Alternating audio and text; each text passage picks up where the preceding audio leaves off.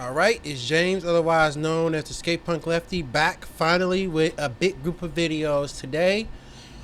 Which video, at least the first one, because I intend to do the Kirk thing in a second. But I'm going to cover some stories that I feel have slipped under the radar and things that people aren't talking about. And I'm trying to do this quickly because I'm trying not to take over an hour to get this stuff over with. So, not that it's not important, but I got other videos to make and other stuff to do. So first video is about so basically I'm about to learn about it with you guys, is that a black student, I believe, as I scroll under, that seems to be ironically a white man, were found hanging from a tree, and it was deemed to be a suicide, which is hard to believe because they said that his arms and legs were broken, and the medical examiner, as you can see it says here, ruled it as a suicide. Let's check it out and see what they say.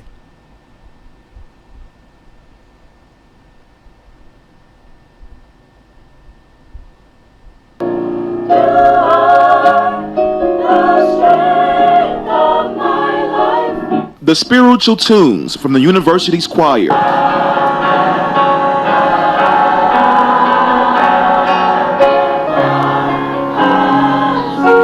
And the burning of dozens of candles. See, those were the sights and sounds on the green space in the heart of the Delta State campus. Ain't it kind of messed up that college kids these days, because people, like, especially on the right, and maybe I'm being out of context here, like to pretend that the lives of college kids are 100% eased and the only thing that they do is mess around with each other and go in classes and talk about woke, when college age people are the ones that are starting to experience in their lives first tragedies. And these kids shouldn't be doing this. They should be able to study. They should be able to think about, getting a date or finding a part-time job. And it's messed up that they have to sit at a vigil about somebody being hung.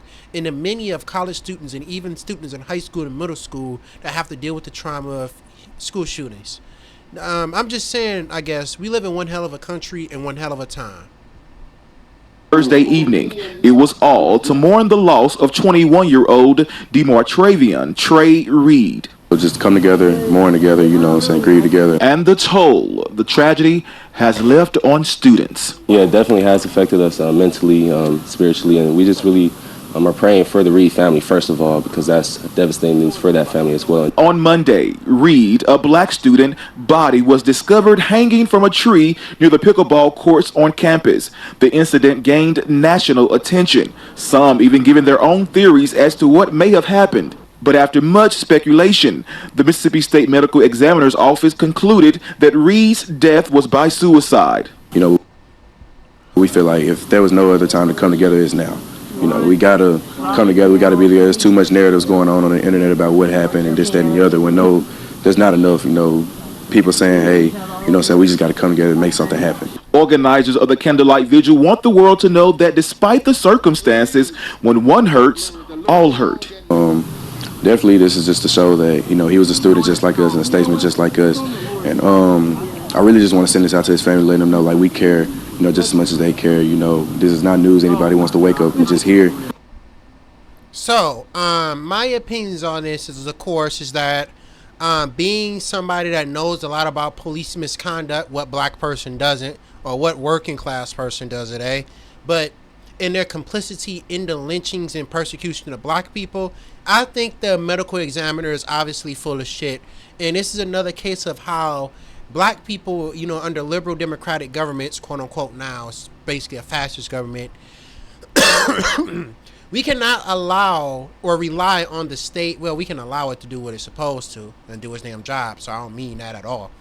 We cannot rely on the state to protect us. And that should be made clear by this incident if you want my honest opinion. I feel as though the only thing black people can do in times that's this hard, especially after the unaliving of Mr. Kirk, which will be talked about in a second in a separate video, among other things. This seems like, to me, this is a possible retaliation for that. We don't know. There's no evidence. The police won't even talk about it.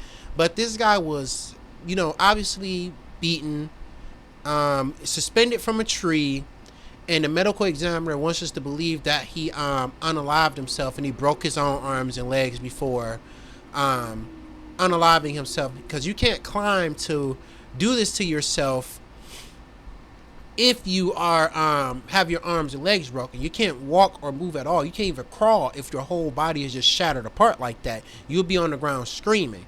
So it's obvious that somebody did this, and as usual, because Mississippi is a very racist state with a long history, if not one of the worst, of lynchings, beatings, and persecution of black individuals.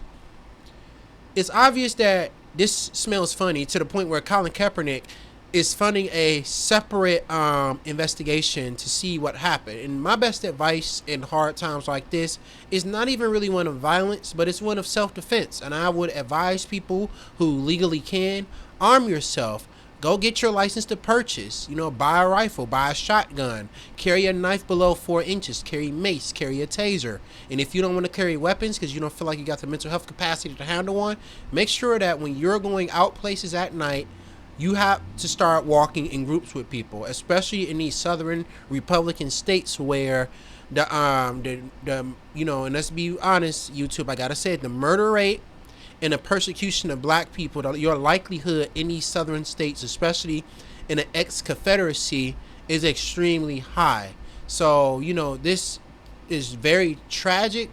But, when I see stuff like this, maybe it's because I'm from the North and, northern black people got a lot more stupidity, I guess. But, I see a time to mourn, but I see a time also to stand up. Just because we experience tragedy don't mean that we settle down and allow tragedies to keep happening. I also want to move on to another story. That's right, this is all one video, if it loads, if my computer can handle it. So there's also this story that happened the same day, I believe, a couple hours after Mr. Kirk was unalived in Utah, speaking on a college, is that there was a neo-Nazi shooting. And we have all these, this idea that shootings that have been happening, and we're talking about terrorism to the point where the Department of Justice have removed their study about terrorism from the Department of Justice website. You can Google that, especially the article from The Guardian that I was reading on my break at work. But the point being is that, this is still a problem. Right-wing extremism is tearing apart the fabric of America, along with the lack of common sense gun control, enables tragedies like this to continue to happen. Let's see what they got to say.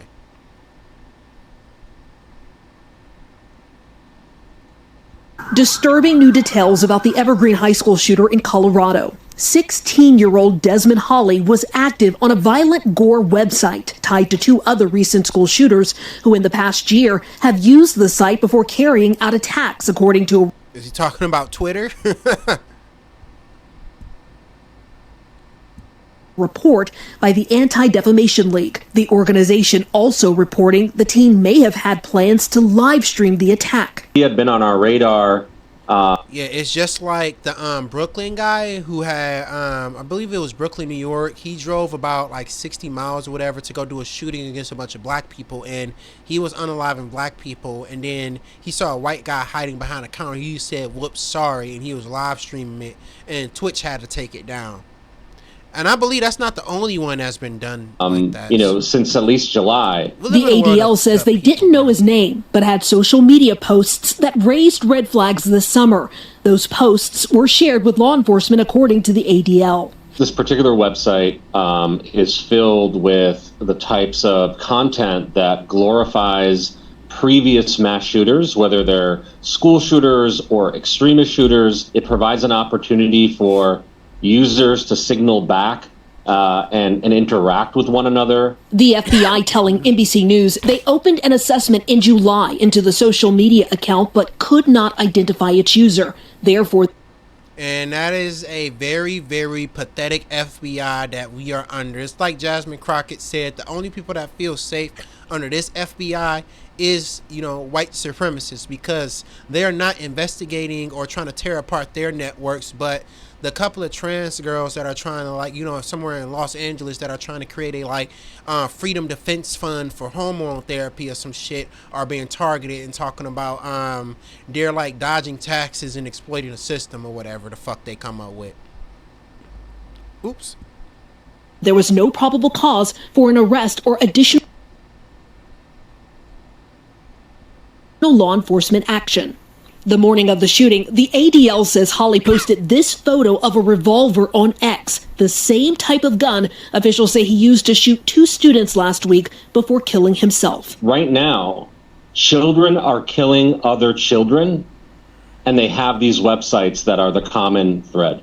The ADL says online, Holly also expressed neo-Nazi views. A law enforcement source telling NBC News they found anti-Semitic items inside his home. As for the victims, both remain hospitalized as the entire community tries to heal. Dana Griffin, NBC News. We thank you for...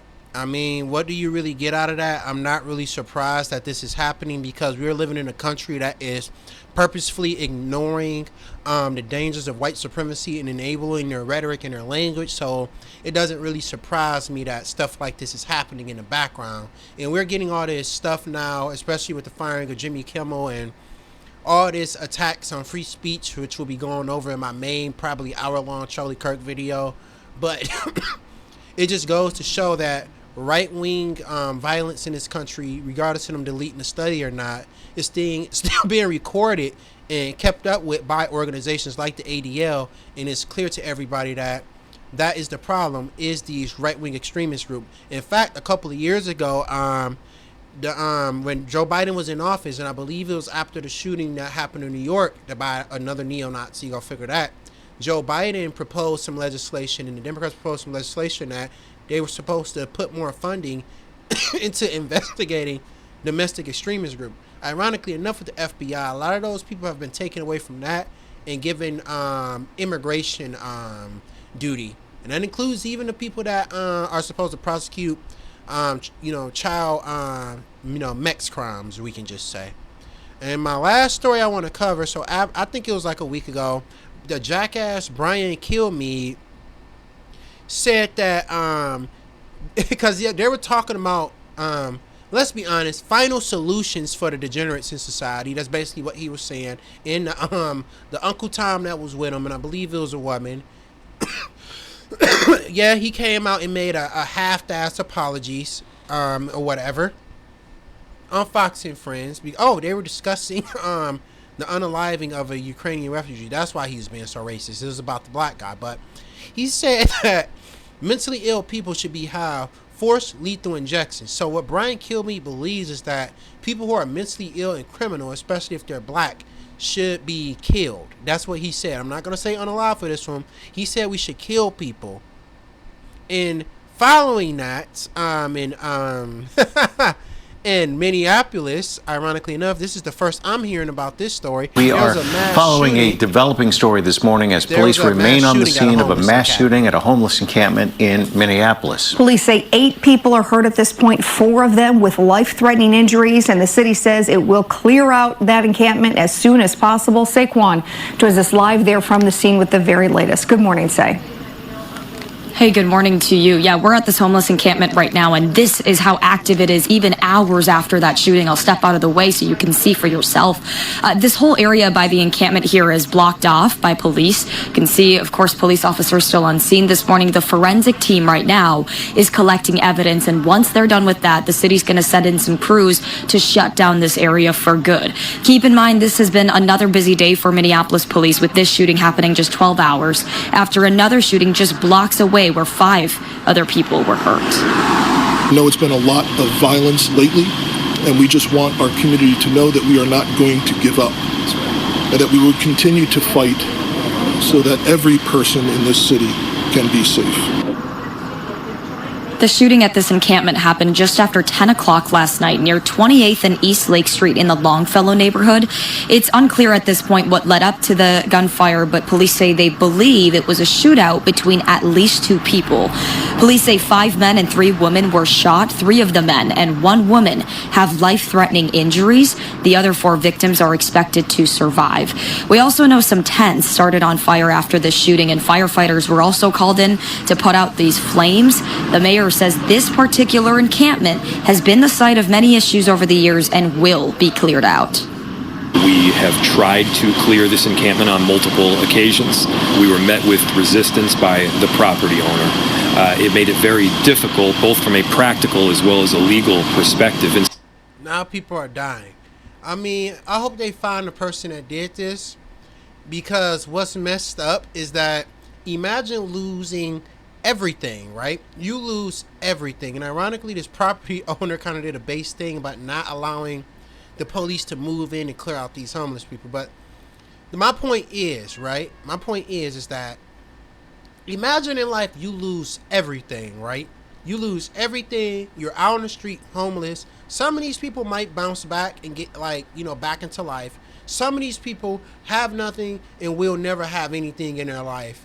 And some psychopath with a gun comes to try to unalive you. And it's even weirder because I don't understand, why are we living in a society where we are blaming homeless people for the problems in our society, for our system that pushes people towards homelessness? Like, this kind of violence, and this can't even relate to the neo-Nazi 16-year-old, is going to make life better for anybody. So this would be a good segue to my next video when I discuss the unaliving of Charlie Kirk that happened, I believe, last Wednesday. Have a nice day. This is James, otherwise known as the Skate Punk Lefty.